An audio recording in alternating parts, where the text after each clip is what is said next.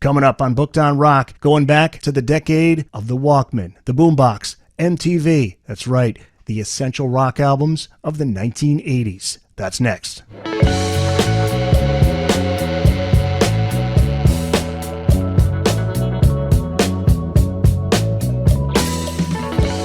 Hey guys, welcome back to Booked on Rock. I'm Eric Senich. Gary Graff is back on the podcast. This time he's here to talk about his brand new book, 501 Essential Albums of the 80s. Gary, welcome back to the podcast. Always a pleasure. It's one of my favorites. So yes, nice thanks, to talk. Man.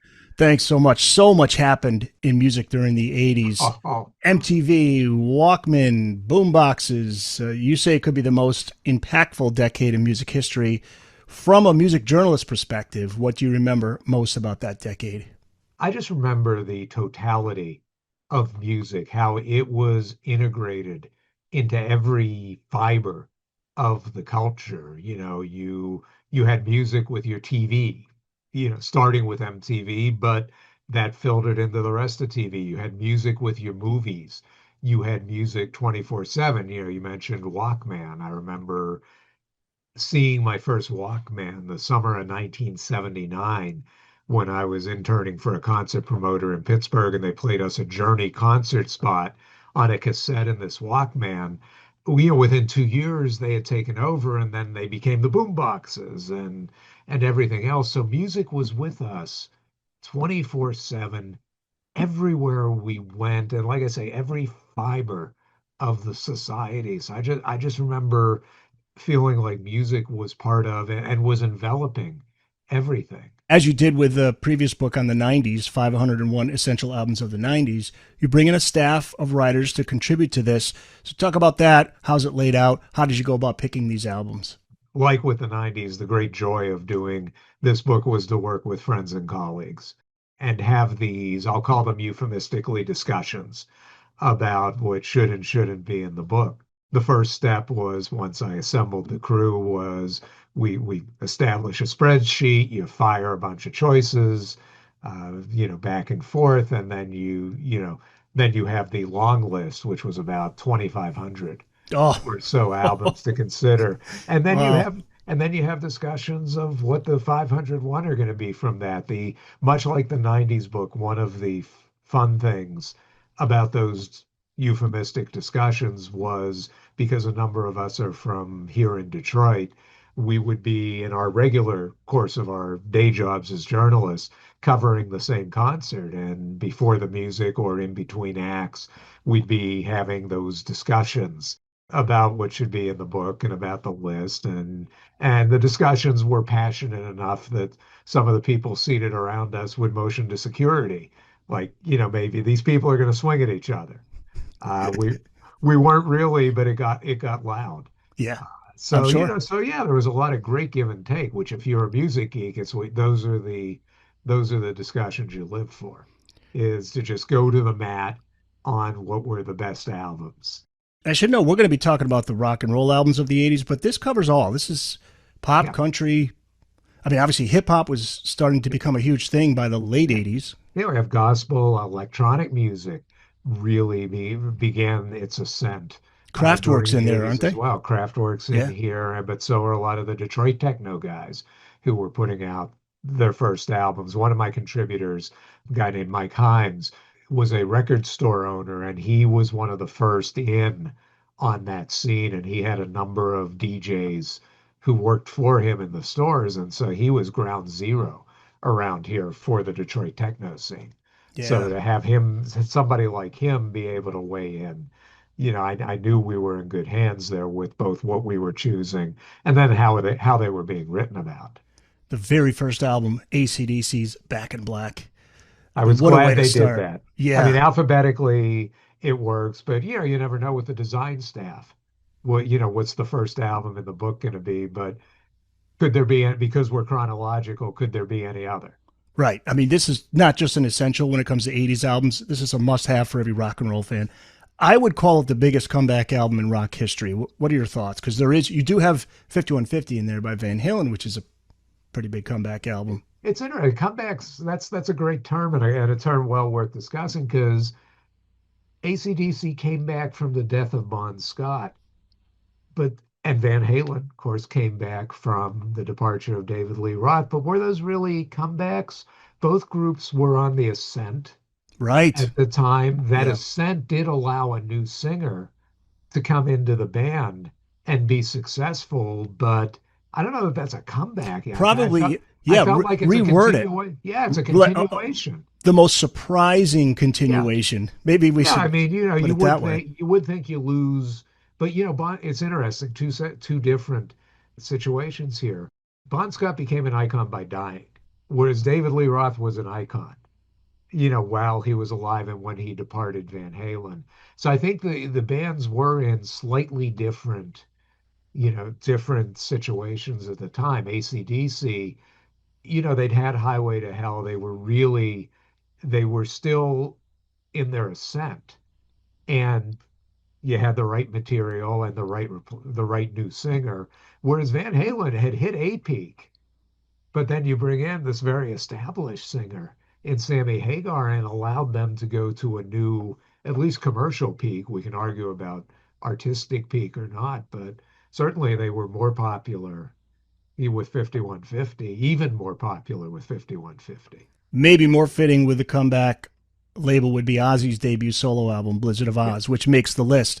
And then it's interesting because his former band Black Sabbath is in here too with an essential album pick, 1980's Heaven and Hell with Ronnie James Dio. I was just listening to that this afternoon. Lady Evil, I love. Such a great tune. nice, nice. But the odds were up against both Sabbath and Ozzy. Both had success. Which was a bigger surprise for you? Probably Black Sabbath.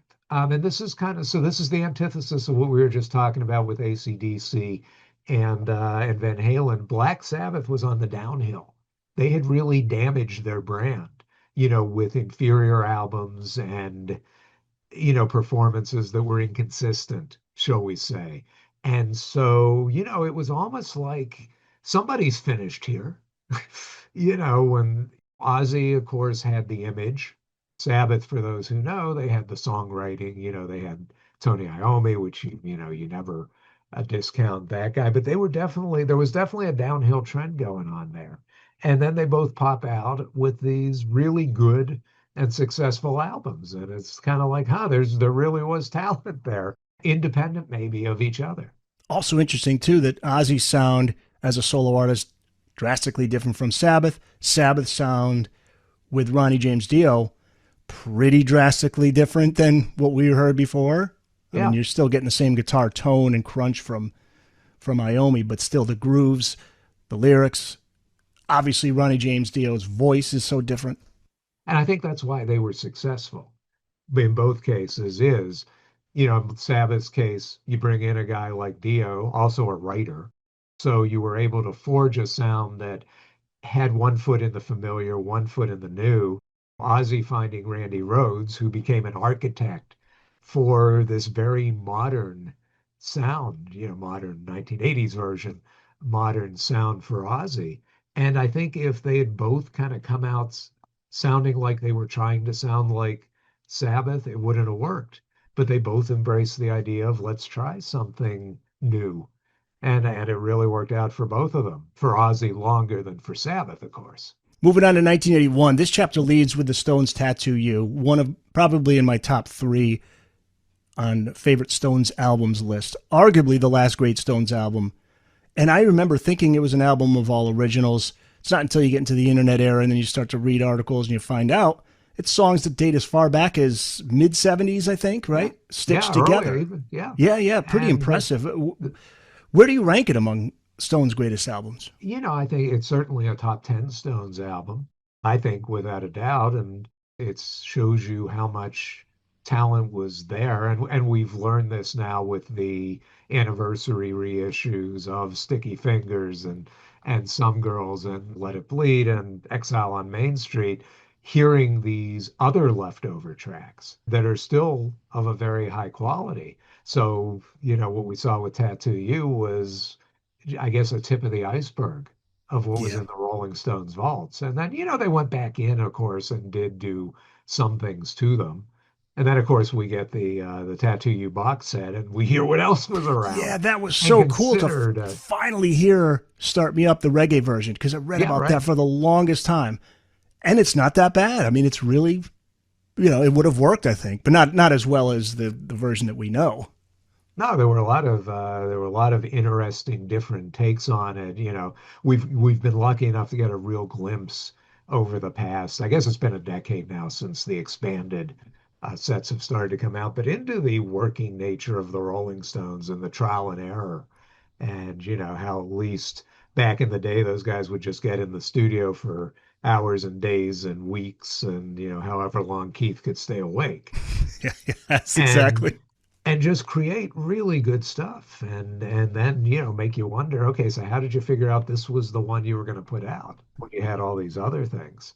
So yeah, that's definitely for me, that's one of the top 10, maybe top 8 or 7 even, of Stones. So consistent, which given the hodgepodge that it was, pretty amazing. You write the entry on Rush's Moving Pictures from '81. Their biggest selling album went 5 times platinum. What made this album so special? And Rush was among the bands that it was tough to pick what from the 80s was going to be included. And we wound up only going with Moving Pictures because, again, essential to the decade. That was the paramount thing. I mean, there were a lot of other good Rush records during the 80s, but not necessarily essential to Rush's catalog, much less to the decade. But Moving Pictures, I think, was an album where everything Rush Phase 2 was trying to do, what they started with Farewell to Kings, I think really coalesced Mm, on Moving Pictures. There was both the great sonics and musicianship that are the hallmarks of Rush, but a kind of songcraft that came in that didn't take them as far as they'd get with something like New World Man later. But you still, like Tom Sawyer's perfect example, or Limelight, these were great songs as well as great tracks. yeah, and they And worked I, well on the radio, on FM rock radio. yeah, and I really felt like this was where everything kind of fell together that Rush was trying to do in what I consider Rush Phase 2. It's nice they divide them by the live albums usually. Yeah. So you can see what the band's thinking. I'm fascinated by the story of Men at Work. I don't know if there's been a book written about this band, but here's a band that they won Best New Artist at the Grammys, I think. Hmm. Yeah, at the Grammys. And Business as Usual, which has Who Can It Be Now, Down Under, Be Good Johnny. You write the entry on this one too. #1 on Billboard, 6 times platinum, the Grammy, Best New Artist, and you quote singer Colin Hay from the Grammys. He said, quote, "We are the men and we'll see you again." And you write, "They did, albeit for only 2 more albums." What led to the quick decline? Because they had the potential of being huge. The rest of the decade, maybe beyond. Crazy Australians, I think. Yeah. And I've had the chance to talk to Colin Hay about it and Ron Stryker, the guitar player, and yeah, crazy Australians. But much you could say like any other band that breaks up, crazy Americans, crazy Brits, crazy Germans, crazy Canadians. They had been a band for a while before the success, playing the pubs, coming out of the pub scene, much like In Excess was, and they just didn't have it to hold it together. Clearly, Colin was the man, but the rest of the band had some issues with that and just wasn't able to kind of let it be and keep walking down the road that made you successful. Man, that happens, right? But I think It by the does, mid yeah. '80s, Snakes and Ladders was an album because I remember getting their best of. It was a cassette in the bargain bin. I said, "Well, let me listen to it." And there's some really good stuff. Post, well, there's 2 big albums, right? Cargo came, I think. Cargo is the second one, which in some ways I like better, Yeah. but we still felt that the first album was the essential one. But there was something that Cargo I thought was a great follow-up. They had already had a lot of that album written when the first album was a huge success Okay. because nobody expected the first album to do what it did. So they were like, okay, and it started slow. So they felt like, okay, let's get to work on the next thing. He's done well for himself now, Colin Hay. He's got a Yeah. solid solo career. And then I think I think Men at Work is done, but he is part of He the package '80s tours. I see he him every now and leads then. he leads a Men at Work. He has the name. Oh, okay. So he leads Men at Work, a band that's called Men at Work, which is essentially his solo band. And I think it just depends on circumstances and if, where he's playing and what promoters want to do with the name. I think on the yacht rock tour, it's Colin Hay of Men at Work or Okay. something like that. I remember hearing a great reworking acoustic version of Who Could It Be Now, which has been used in television shows and really good. And what's the other one? It's a cargo track. There's like a version he did with a choir in New York, Really. kind of a hip bohemian choir. The hits off that one were, oh, Dr. Heckle and Mr. Jive, Overkill, It's a Overkill, Mistake. sorry, not under, Overkill. Okay. And Overkill. there's a beautiful version of it. Like I say, it's some hipster choir, I think from Brooklyn, and it's just great. You're right, though. That is a good album. It's Oh got yeah, yeah, Highwire on there, too, which is another great one. yeah. That's a wonderful song. So a two-hit wonder. In 1982, there was an album called Thriller, I think. Is that what it was called? I've heard of it. I've heard of it. It was some guy. He was on Motown, right? Right? He was some oldie from Motown. Yeah, that's the year pop and rock merge because of Thriller. Paul McCartney's on that album, The Girl Is Mine, but Eddie Van Halen, Yeah, my right. man, plays the solo on Beat It for free. Didn't take any payment on that. That's I the know. story that Alex always, like, what are you doing? His Uh-huh. brother Alex. But talk about how important that album is Yeah. in terms of pop culture, in terms of race, rock and pop coming together. Has there been anything like it since?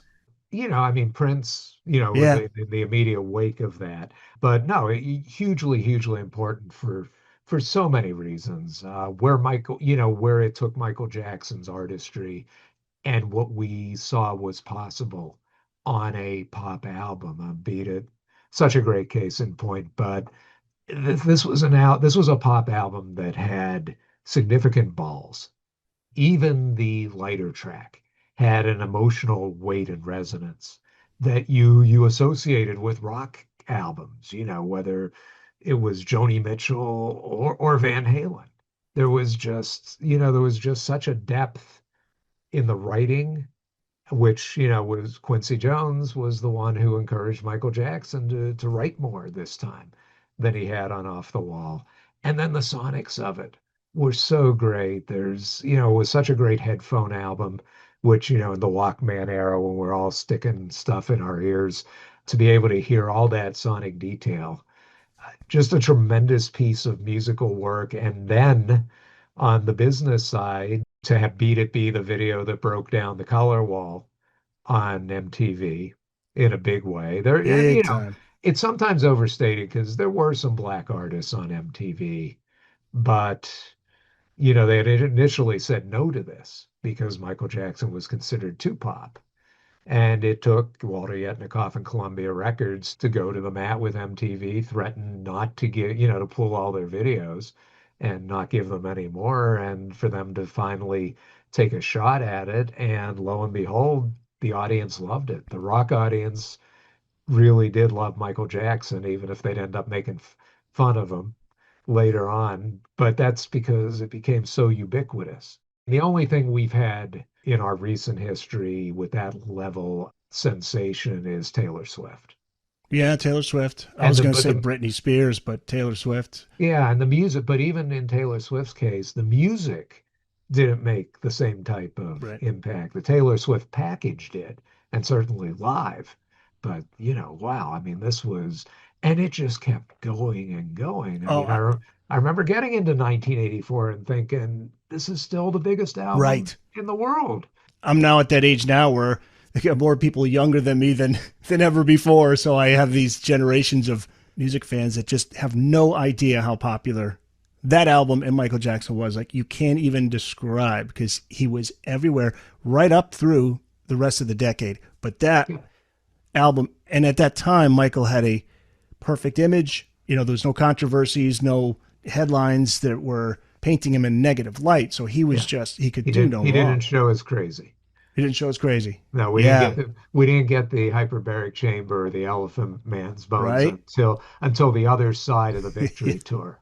Yeah, And then exactly. but Bubbles was there for the victory tour. Bubbles. So we Yeah. really, no, I mean, people were just blown away by the artistry. 1983, Huey Lewis and the News, Sports, Heart and Soul, I Want a New Drug, Heart of Rock and Roll, and If This Is It.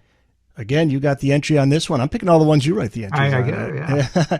This was a band on the ropes, right? This is a story of we got to have a hit, otherwise we're going to have to drop you.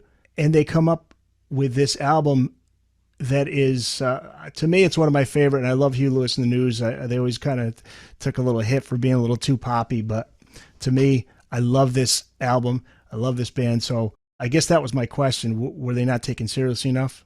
No, I think they were. I mean, they certainly established their cred on the road. What preceded sports, while they were holding on to sports to make sure they had the right commitment from their record company, they were out on the road on the Working on the Living tour, literally doing that because that was their only income, kind of analogous to what Bruce Springsteen had to do before Darkness on the Edge of Town in the 70s. But no, I think Huey Lewis and the News always had cred with the rock audience. The people knew and understood they were a live band and they were like a bar club band. So there was an affection for them, and they were fortunate enough that they had made some videos so that even during the wait to sports, you could still see Working for a Living on MTV. And by the time they were able to put sports out, you had people primed for it, and you had a record company ready to promote it and a band ready to work for it. And they really worked hard to make that. It was, like you said, it was do or die here. Yeah, And they Chrysalis, right? That was their label, Chrysalis Chrysalis Records. was their label. And they knew this was their last, potentially last shot. And they really went to work on it. And they were everywhere, pretty close to Michael Oh Jackson. yeah. Nobody could match MJ, but when they were on Back to the Future soundtrack, I mean, Right. they were huge for a while. They had a great run, and I really enjoyed what they did into the '90s. They had the Mutt Lange produced album, Yep. yeah, Hard to Play. I think it's Right. yeah, And that's a they had the Soul album, the Soul Covers yep. album. No, it's kind of tragic what happened there with Huey and his hearing issues because they were far from done. I know And Meniere's, they call it Meniere's disease. Meniere's disease, yeah. So Yeah, he, if he tries to sing, he can't hear the notes he he's can't singing. hear. No, he has the same issue with speaking too. Yeah, It's very sad, but but he's got a it Broadway thing that's going to be they happening. no, what it already did. It It already. already came and went. Oh, okay. It was reviewed well, and it'll go on tour. I mean that's almost the kind of production that's made to be on, to come to the provinces even more than to be on the Great White Way. Talking about Mutt Lange, Def Leppard's 1983 album Pyromania. Michael Gallucci writes the entry on this one. He writes, quote, nothing on Def Leppard's first two albums pointed to its future as one of the biggest rock bands in the world in just a few short years. But the arrival of album 3 during the first month of 1983 changed that. So Mutt Lange, the big difference maker here, how important Well, he had is he? worked, yeah, he had worked with them on High and Dry Yeah. already. And keep in mind, Mutt Lange was also behind Back in Black Yep. with AC/DC. He knows how to produce a rock record, a big commercial rock record. He took them in with the intent of making every song a hit single. And that's what you got, everything under the microscope. Def Leppard itself was peaking. They had two albums under their belt. They had a new guitarist and co-writer in Phil Collen, who had worked with them on High and Dry and was now a full-time member. And he and Steve Clark really gelled, as both as guitarists, and Phil Collen as part of the writing team. So all the ingredients were there. And he And pushed them hard. Joe oh Elliott yeah, tells a story. He sang, he was singing so hard that the blood was, he didn't have any blood circulation in his yeah. head, and he had to stand upside down and get the blood going back into his head. And Yeah, these he were pushed him hard. these were the days before Pro Tools, and Right. so the guitar players had to play every overdub part. You just couldn't cut and paste and stack.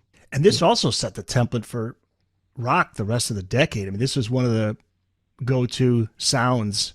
that was the Boston's first album of the 80s. If you remember, when the first Boston album came out, everybody wanted their rock and roll records. to sound like that. And, I think Mutt Lange was influenced by that sound that Tom Scholz had. Conversely, the rest of the rock world wanted to get the Pyromania sound, the hard rock world at Yeah. least. And we certainly saw that quickly with Bon Jovi, with Motley Crue, and, Scorpions. Everybody, was looking at that as sort of a template for at least the sonic impact they wanted to have, even if it didn't hit all the same sonic bases. Yeah. And Phil Collins talked about going back to Thriller again. Thriller had, I believe it was 7 singles. I think it was, Yeah, and that was the goal of Hysteria.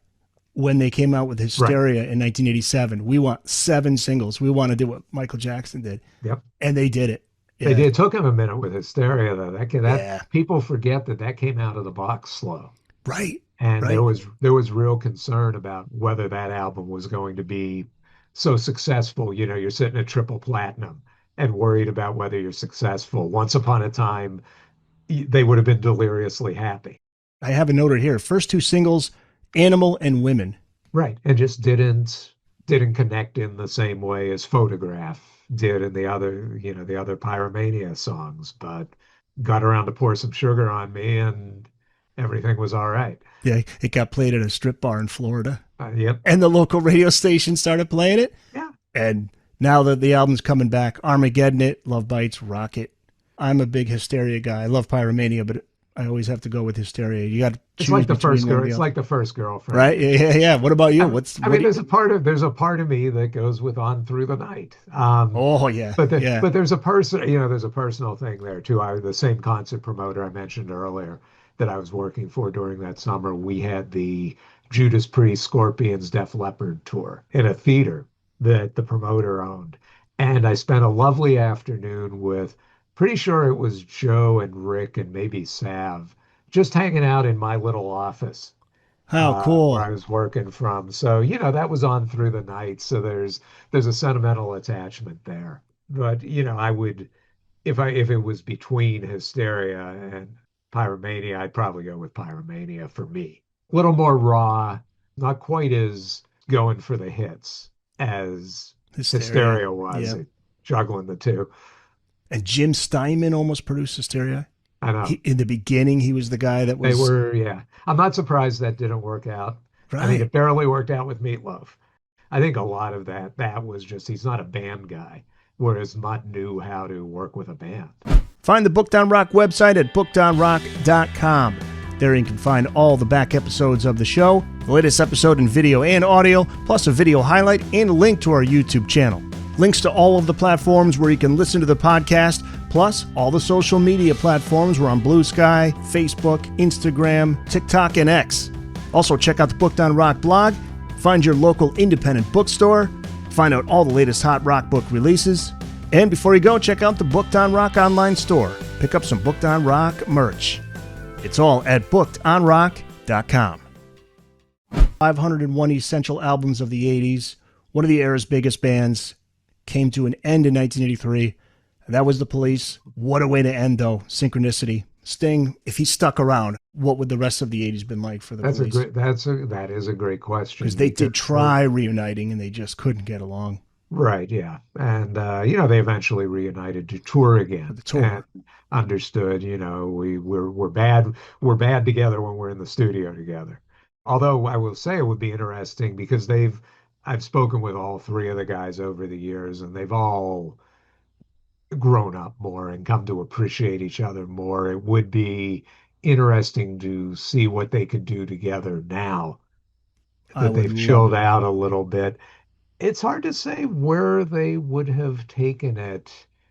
Would it have been that Dream of the Blue Turtle sound that Sting kind of went on, that more, the jazzier, slightly jazzier, definitely thicker in terms of sound type of direction, or would they have stripped it back down from Synchronicity and gone punky again? It's really hard and maybe impossible to say. It's Yeah. intriguing. You're the author of the 2005 book, The Ties That Bind, Bruce Springsteen, A to E to Z. Born in the USA from 1984 is in this book. His biggest seller. Is it his best? Is it better than Born to Run? I don't think so. I don't think it's better than The River, really, but it's a great album. The pump was primed for Bruce Springsteen in 1984. He'd come off of Hungry Heart, his first big hit single, The River being such a great album. He had won a great degree of artistic credibility with Nebraska, stepping back from what would have been the logical next move and putting out this stripped down, rustic, acoustic album, or not all acoustic, but this crazy raw album. Then came with the big hit album, then went for broke. But I think he made people wait a little longer for that album, but he won a lot of respect too by putting Nebraska out before it.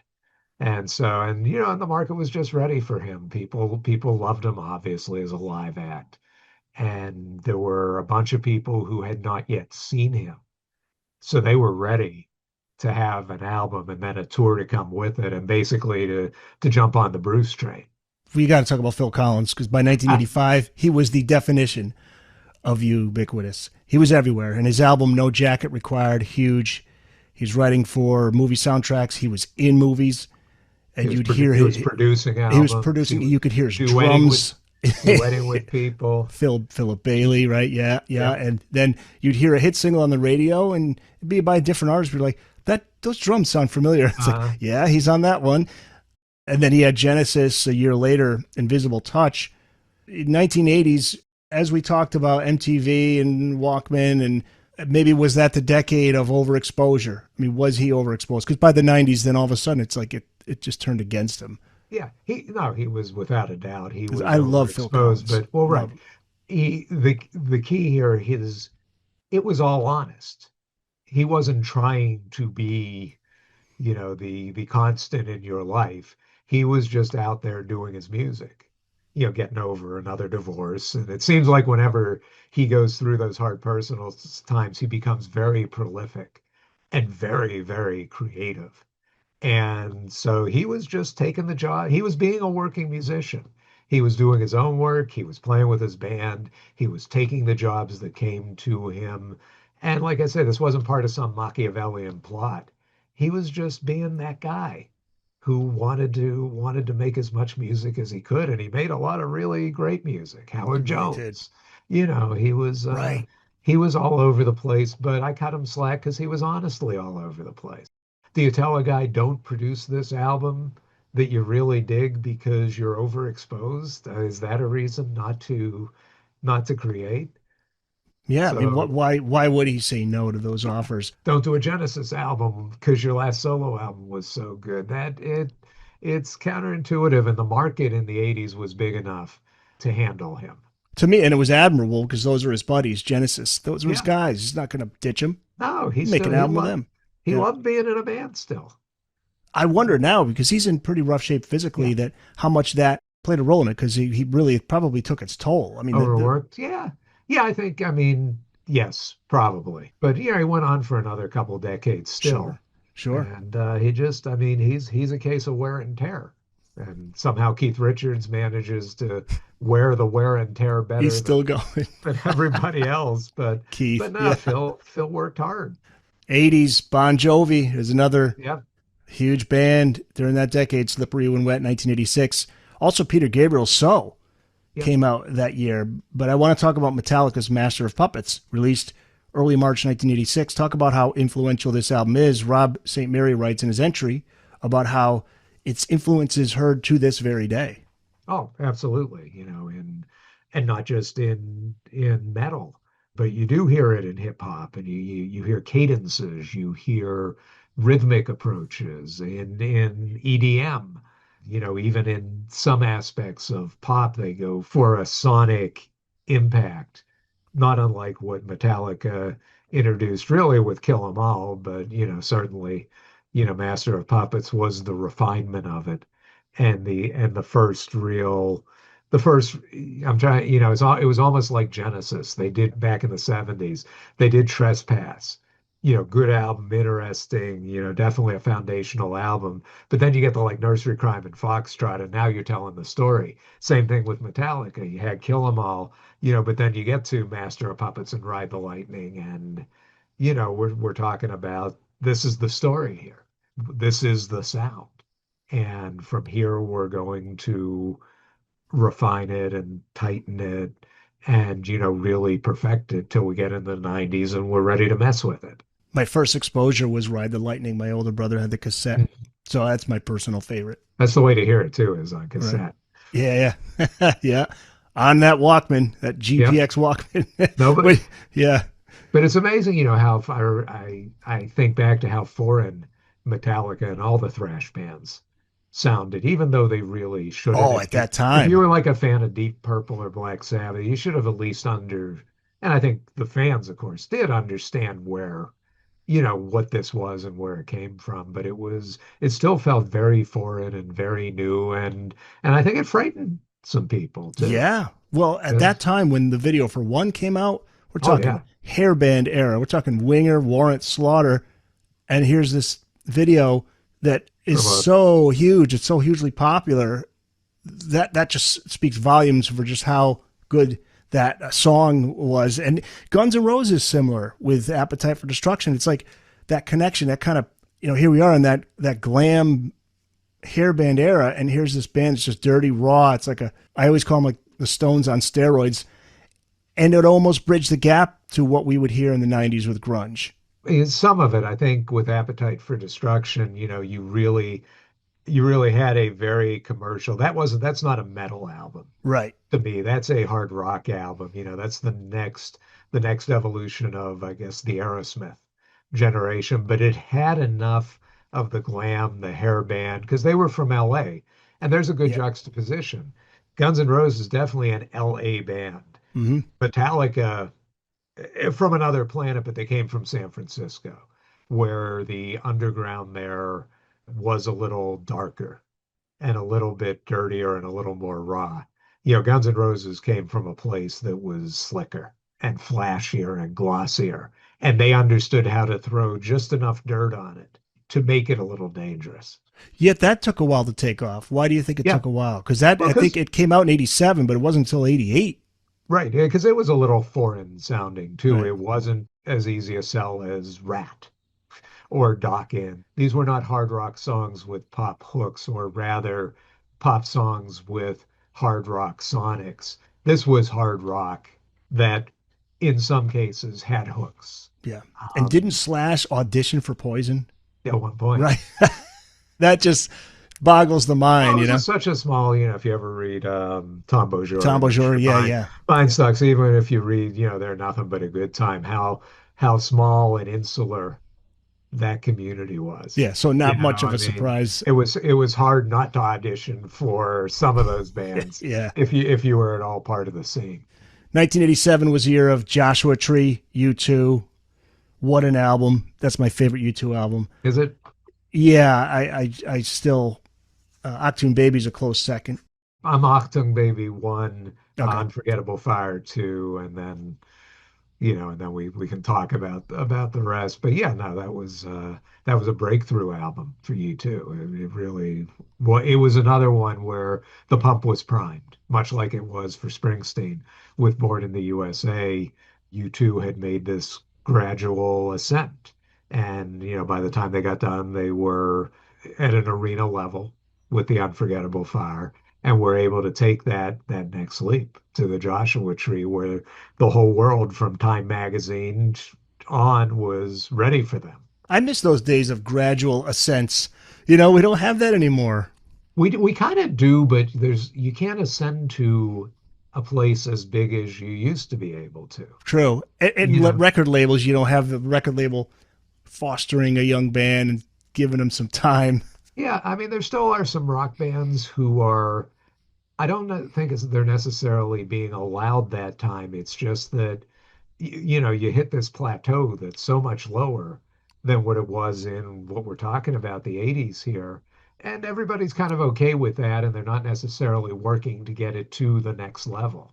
Yeah. I think especially in the rock world, we really have surrendered and capitulated to the idea that it can only get so big anymore. Yeah. Yeah. And you can't And grab as many people's attention at once like we once were able to because everything's splintered off into different options. yeah, exactly. And the audience isn't as The audience is bigger, but it's not nearly as loyal. Right. And like you say, it is splintered in different directions. So it's hard to get the same type of traction and the same type of ascension. I mean, even you look at a band like Arcade Fire now, I mean, they're going to do well, but they're not going to turn into Pyromania or the Joshua Right. Tree. That ship sailed, even though they've had the kind of ascent we're talking about within their world. It's just not, there isn't that level to ascend all the way up to.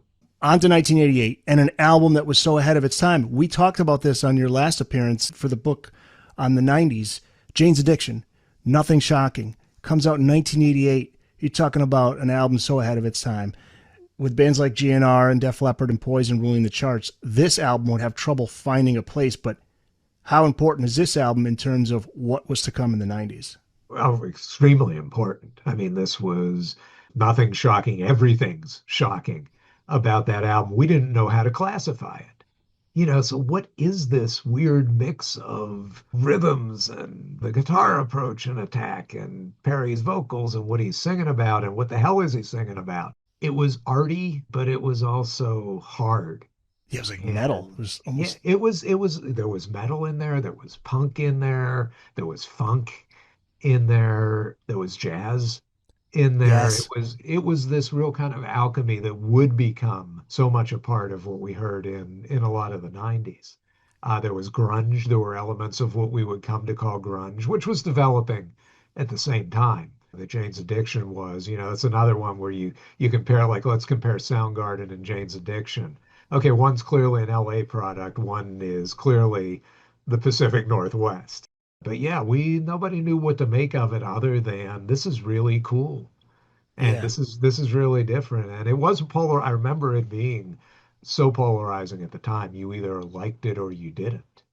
And a lot of Yeah. people didn't because it wasn't straightforward. And we had, as you said, we had GNR and we had Metallica and we had the hair bands. And for some people, yeah, we had the Soundgarden. Even Nirvana was around by that time. But you had these more straightforward rock bands with more discernible and more familiar kind of rock flavors. And then you Yeah. had these four oddballs. And what do you make of them? Jane Says is on there too, the Yep. acoustic. Yeah, nice, cool. And so how did we jump from one to the next? But Yeah. that was its appeal. It Another one really you was. have from 88 is Living Colors Vivid, which is Oh yeah. fabulous. Moving on to the final year of the decade, released in 1989, Aerosmith's Pump. And we talked about big comeback albums. Permanent Vacation is really the comeback, but Right. We have it in there because I just thought it took Permanent Vacation to the next level. To me, it was just like, okay, yeah, this is the songwriting's fully back now. You have the little bits of the unsteadiness that was part of Permanent Vacation, solid on pop. Everything just locked in. and And for people who may not understand or remember, Aerosmith at the start of the decade and Aerosmith at the end of the decade, two very different stories. They were yeah. done, Oh well, right? I mean, they you were, had what was it? Rockin' a Hard Place? Was that the yeah. two guitar players? I mean, what an abysmal record from a great band. And Done with Mirrors was okay. There were moments there, but yeah, it really was first Permanent Vacation and then Pump that was okay. We're back. And I believe the Run DMC Walk This Way Right, that was in the middle of hit that. was that's what sparked it, Yeah. and then Permanent Vacation. But yeah, Joe Perry was out. And they had the guitars from also I think from the Boston area. Oh What yeah, was Rick, what's his name? There were two of them because Brad dropped out as well. But no, those guys right? were those Yeah, guys were boss.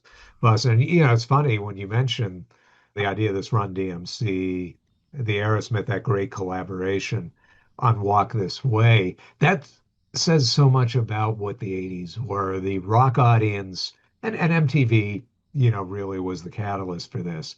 Rock fans were willing to listen to hip hop songs and vice versa because you had this very democratic kind of institution in MTV. The 80s was a decade where you had music fans more than any other, just music fans.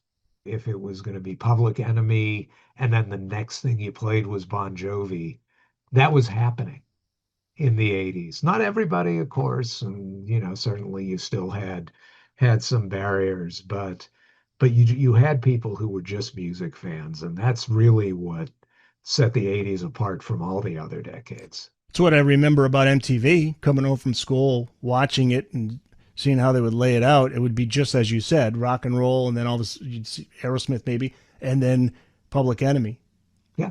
and And then that's Jody Watley, and right. then Prince, and then Michael Jackson. It would be And just a, cameo. I mean, it was just yeah. it's just everything that went by you. And so, as I said, I think that really made for many millions who would just call themselves music fans. Jimmy Crespo, by the way, that was the Oh, guy. that's right. Yeah. Yeah, Jimmy Crespo. He was there for a short period. Hey guys, thanks so much for checking out the Booked on Rock YouTube channel. If you've just discovered the channel, thanks for joining us. If you've been watching all along, can't thank you enough for your support. Make sure you tell a friend, a family member, share on social media, and also don't forget to subscribe to the channel so you get updates on latest episodes, video highlights, and more. Now back to the show. A few more to wind down here. I got to mention The Cure because it's one of my favorite Yeah. bands, and they made this book more than a few times, but in 1989 they released Disintegration, which is a masterpiece. Yeah.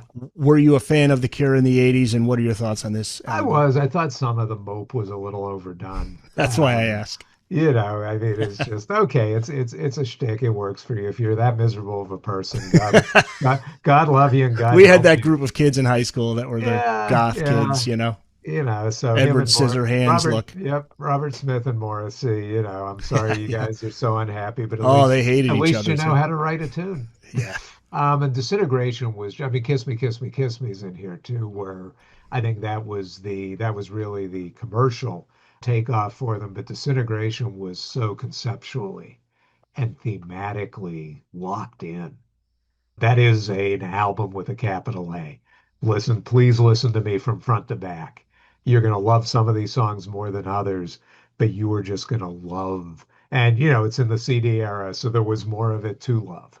Yeah. And those And big, yeah, grand thematic openings, oh yeah, which, and the long tracks. And, yeah, the long tracks. And on their most recent album, I think it's even extended further because yeah, there's songs where it's literally half the first half of the song is instrumental, and then you hear Robert kick in with the vocals. yeah.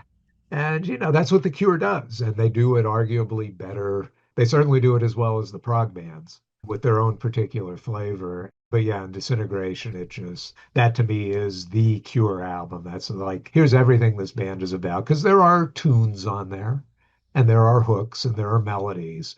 But within this great thematic piece that is everything about the miserable bastard he was at the time.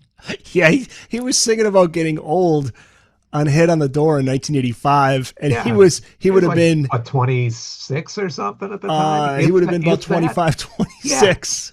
yeah, I'm getting old. Are you really? yeah. Okay, Well, sure. those were the rock and roll, I mean, that's when 30 seemed like Oh it was yeah, old. We yeah. didn't know we were going to have 80-year-old rock stars. Right. Didn't they said the Stones were old when they were doing Miss Well, You, oh yeah, some in their girls album. 30s. When the Yeah. Stones turned 30, there was a lot of I remember reading at the time, being younger and a fan, and can these old guys still rock and roll? And now we look back on it and like, really? Yeah. You didn't have that perspective. Hey, what do you think of Hackney Diamonds by the I thought Stones? it was a fine album. Everything about it was really good. I did not expect it to become a Sticky Fingers or even a Tattoo You, or a Some Girls or any. I didn't expect it to have the impact of a classic because you can't do that anymore. No. It just the marketplace doesn't allow for it. But solid album. Yeah, above your expectations because that's what it was for me. I didn't expect it to be One as thing good. I've learned with the Stones is to never count them out. When they mean business, they can still do it. And they've shown that throughout their careers. You can go from Black and Blue to Some Girls. How do you feel the decade ended? Because we have also in that year Motley Crue's Dr. Feelgood, Skid Row, their self-titled debut was out in '89, but we also had Full Moon Fever from Petty. So rock and roll was still rocking the charts Yeah. by the end of the And, decade. How and did you would feel and about it? would into the 90s. Yeah, We yeah. would no, I thought there were there were a lot of good albums. Bob Dylan had one of his best albums with Oh Mercy. He had a great many really good rock albums, even on the underside, like Bob Mould going solo with Workbook, and the Red Hot Chili Peppers really coming into their own on Yeah, I didn't Mother's mention Milk. them. Yeah. That was the year Soundgarden had Louder Than Love, and then you had the Stone Roses, which was the harbinger of Britpop, the Britpop of the '90s. So there was a lot of great stuff to end the decade on. And then we had off the rock tip, but you had the country class of '89, Garth Brooks and Clint Black and Alan Jackson and those guys who basically created a whole new era of country music. And let's not forget Nine Inch Nails had Pretty Hate Machine that Hmm. year. And then there was this band called Nirvana that nobody knew about that had an album out right in I think that was 1989 or I think that was before that. I think it was like was 87 or 88 was their right each album. even Yeah. further back. So, Yeah. here was this So band about to things emerge and become the biggest band I think in things the were coming. world. I mean, like I say, you already saw it with, I mean, Alice in Chains was starting to emerge. You had Soundgarden, Mother Love Bone happening. That scene was starting to make a lot of noise. Yeah, And Soundgarden had been around since the mid 80s. yeah, yeah, they were. Yeah, Bleach was 1989. Was it 89? Okay. Yeah, and And I know we really kind of thought about that, really interesting. for the book and just decided, no, not an essential part of the '80s story. No, because it was more of an essential when you get into the 90s to go back and listen to it. Right. But at Right. that time, Exactly. We felt like having Soundgarden in there, yeah, having Louder Than Love in there was a more essential representation of the '80s than Bleach was. was Milli Vanilli in there? Oh yeah. Yeah, and they're in I there. thought they Well, were. so they're Were in they? there Yeah. they're in there for a number of reasons. Forgetting everything that happened. A pretty good pop album. Very emblematic of what pop sounded like in the '80s. Given everything that happened, that it If wasn't those two guys, it's essential because it's part of what happened in the '80s. It's also emblematic of what the pop machinery did. We had kind of forgotten and or excused the Archies and the Partridge Family and some of those examples of quote unquote bands that weren't necessarily really singing or performing. And we kind of forgotten that. So that's why this was so shocking. The '80s felt like they had so much credibility for all the glitz and the glamour and the MTV. You felt like these acts were really performing. And Milli Vanilli was this wet slap across the face that, yeah, oh yeah, somebody could fake it. and the moment it And all came crashing down was right down the road from me here in Connecticut at Lake Compounds, oh sure. Bristol, Connecticut. That was where the record or whatever they were playing The skipped. tape this right. The tape skipped. They used a DAT tape, I think. Dat tape, and And it it had skipped. yep. Yeah, that was summer And of '89 or '90 or yeah, whatever it was. I think earlier, even maybe. Well, it Was might it? have Yeah. been '80. It was the Club MTV tour. I Yeah. remember that. And yeah, so it was really, really shocking. But we felt like that had to be in here. That was so much a part of the '80s and represented so much of the good, the bad, and the ugly. Yeah. And we do tend to forget that it was a pretty good pop album. It just wasn't the two guys who were on the cover or on stage. If they had come honest with it, maybe it would have They, done sh- they, okay. I mean, we know now, let the ugly people sing, right? Right. You Yes, know, if the exactly. if the tunes are good, the audience is gonna Yes. go with it. And by the way, when we finally saw them, they weren't that ugly. Yeah. You know, Well, on they the were other end of it, do you think? I mean, they ended up Rob and what was his name? They ended up fab, singing Rob and Fab. They were on Arsenio and sang yeah, the songs pretty decently. I think they pretty could have got. I mean, decently. It if you was did some work in the studio on it, they right. probably would have been able to get away Probably with would it. have worked. It's a sad story. It really is a Yeah. sad story all the way around. But definitely an essential album for somebody to listen to. 501 essential albums of the 80s. It's out now. Find out where books are sold and look for it at your nearest bookstore too. Go to bookedonrock.com. You can find your nearest independent bookstore. And where can people find you online, Gary? They can find me at Graff on Music on X, Gary Graff on Music on Facebook, Real Graff on Music on Instagram, and Graff on Music on Blue Sky. Cool. Now you do plan one more, right? I 70s? hope maybe more than one more. We have started the 70s spreadsheet, so that's fun. Well, the And 60s would be fun. 60s will be fun too. To me, those are the four crucial album decades. We could do an aughts, a 2000s. It wouldn't feel quite the same, but those other decades were such album decades. So hopefully if people want to see those, please buy copies of the 80s and 90s books so we can get a green light. Certainly for the 70s. I feel bad if we couldn't get to the 70s because that's where the album really came into its own as the primary art form of popular music. The 60s were where it began, but the 70s was where it really became that primary art form. So I'd really like the crack to figure out which Led Zeppelin album we're going to leave out Oh, yeah. well, thank goodness the Beatles didn't have many albums in the 70s. Yeah. But the Stones did. And Oh, so yeah. many and we had this problem in the 80s too. So many significant acts that released significant albums every freaking year. And so how do you get your head around that and knock it down to 501?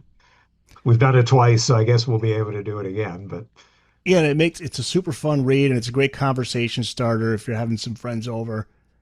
yeah, Crack that open and start discussing. You're bound to get in a few arguments. yes. And that's like I said in the for introduction to the 90s book. These are books that are meant to cause arguments. Yeah, yeah. Hopefully joyous arguments, That's right. like that as I said earlier, that our inner music geek revels in. Gary Graff, thank you again, man. Oh, always a pleasure. It really is. So I hope we get to do another one and keep this rolling.